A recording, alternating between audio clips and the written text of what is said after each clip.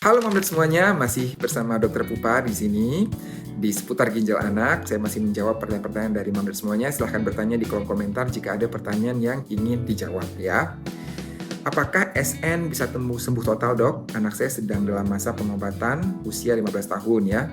Jadi SN atau sindrom ini merupakan salah satu penyakit yang cukup sering ya dihadapi oleh dokter-dokter konsultan nefrologi anak seperti saya ini ya. Jadi itu kasus terbanyak di poliklinik.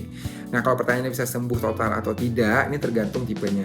80% itu dia respon terhadap steroid ya. Walaupun nanti dalam perjalanan kehidupannya mungkin akan ada kambuh gitu ya, tapi dia tetap berespon dengan steroid dan prognosis atau kemungkinannya akan lebih baik ya. Tapi ada 20% ini yang resisten terhadap steroid ya. Ini yang diberikan obat prednisone misalnya, itu tidak membaik, tetap positif protein urinnya. Nah, pada kondisi yang resisten steroid ini biasanya yang membutuhkan terapi jangka panjang ya. Jadi tergantung lagi nanti bagaimana kepatuhan pengobatannya. Kalau kepatuhan pengobatannya itu baik, tentunya respon terapinya akan lebih baik dan nanti kemungkinan sembuhnya juga akan lebih baik ya.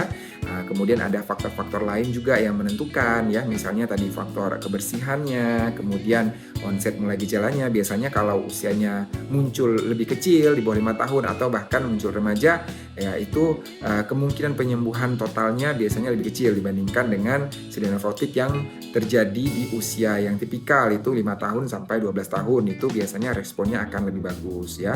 Nah, kalau seperti kondisi kasus ini 15 tahun, itu kita perlu berpikir juga adanya kemungkinan sekunder penyebab sindrom nefrotik. Misalnya apakah ada kondisi infeksi, kondisi imunologi ya, atau riwayat pengobatan misalnya.